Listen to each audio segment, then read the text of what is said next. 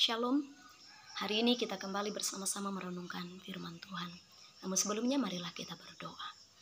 Bapa di surga, kami mengucap syukur atas hari yang baru ini. Dan kami mau merenungkan firman-Mu. Curahkanlah kuasa Roh Kudus-Mu atas kami. Amin. Firman Tuhan untuk kita pada hari ini sesuai dengan nas amanat gereja Kalimantan Evangelis, yaitu Injil Yohanes pasal 12 ayat yang pertama hingga ayat yang ke-8 di bawah judul perikop, Yesus diurapi di Betania. Yesus datang kembali ke Betania, yaitu untuk memenuhi undangan Lazarus, Marta, dan Maria. Apa yang terjadi dengan Yesus? Sungguh hal yang luar biasa terjadi dengan Yesus ketika ia kembali ke Betania. Marta menyediakan jamuan bagi mereka di atas meja. Lazarus duduk bersama-sama dengan dia duduk makan, yaitu bersama dengan Yesus. Sedangkan Maria mengurapi kaki Yesus dengan minyak narwastu murni yang sangat wangi. Apa yang dilakukan oleh Lazarus dan Marta mungkin itu adalah sesuatu yang biasa saja. Tetapi apa yang dilakukan oleh Maria sehingga sepasang bola mata tertuju kepadanya pada waktu itu, yaitu Yudas Iskariot. Bagi Yudas, apa yang dilakukan oleh Maria adalah suatu pemborosan. Sebab minyak narwastu itu adalah minyak yang mahal, dan minyak itu dapat dijual dan harganya dapat diberikan atau dibagikan kepada orang-orang yang kesusahan pada waktu itu. Bapak Ibu Saudara, apa yang dapat kita renungkan dari peristiwa pengurapan di Betania ini? Orang hebat akan menunjukkan kehebatannya. Orang kuat akan menunjukkan kekuatannya.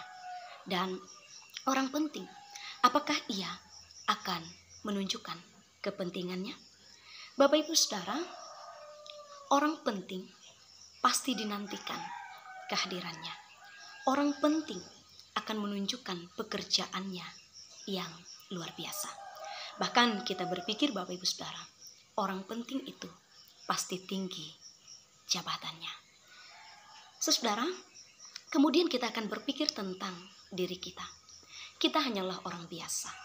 Kita adalah orang yang tidak terlalu berdampak. Bahkan kita berpikir kita adalah orang yang tidak berguna. Bapak Ibu Saudara, berbeda dengan orang bijaksana. Orang bijaksana akan melihat suatu perkara yang indah di dalamnya.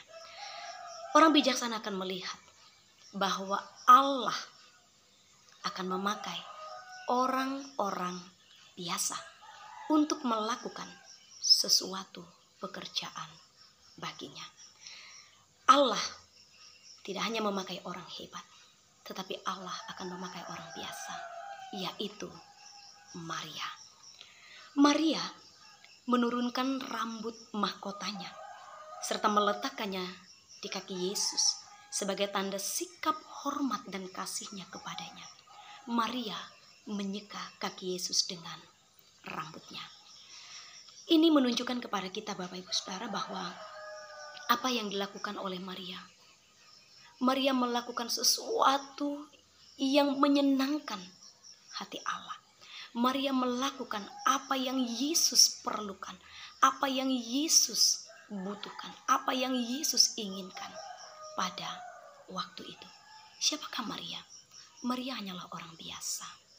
Saudara yang kekasih di dalam Tuhan Yesus Kristus, sungguh saat ini terbukti bahwa Allah tidak hanya memakai orang-orang hebat, orang-orang penting, tetapi Allah juga memakai orang-orang biasa saat ini Bapak Ibu Saudara. Secara khusus ketika kita menghadapi pandemi virus corona ini. Ternyata Allah memakai saya dan saudara, memakai kita orang-orang biasa untuk terlibat memutus mata rantai virus corona ini. Ini buktinya Allah memakai orang-orang yang biasa. Kita mau diingat Bapak Ibu, dan kita mau diajak untuk memberi diri kita untuk dipakai oleh Allah. Menjadi bagian yang penting untuk memutus daripada mata rantai ini. Dan kita mau dipakai oleh Allah untuk mengarahkan orang lain. Sehingga sungguh terjadi pemulihan di negeri ini. Lalu Bapak Ibu Saudara yang kekasih, apakah hanya ini saja yang kita kerjakan? Tidak. Ada banyak pekerjaan-pekerjaan lainnya. Bahkan saat ini pun, sekarang pun, Allah sudah memberikan suatu pekerjaan dalam hidup kita, dalam keluarga kita, dalam rumah tangga kita, yang di dalamnya Allah mau kita melakukannya untuk Dia, untuk kemuliaan namanya. Walaupun kita adalah orang-orang biasa, tapi percayalah bahwa orang biasa akan dipakai oleh Allah secara luar biasa. Bapak Ibu Saudara yang kekasih, lalu bagaimana dengan Yudas Iskariot? Sebenarnya Yudas adalah orang yang penting bagi mereka, karena Yudas adalah seorang bendahara.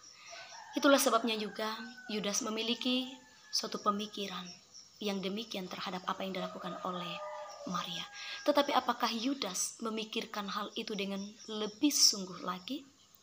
Apakah Yudas memikirkan apa yang dilakukan oleh Maria itu sungguh-sungguh? Ia mau alihkan, ia mau ambil apa yang dilakukan oleh Maria itu untuk orang banyak? Sungguh Bapak Ibu, Maria melakukan sesuatu, dan sesuatu itu tidak pernah bisa diambil daripadanya. Bagaimana dengan Yudas dan bagaimana dengan kita?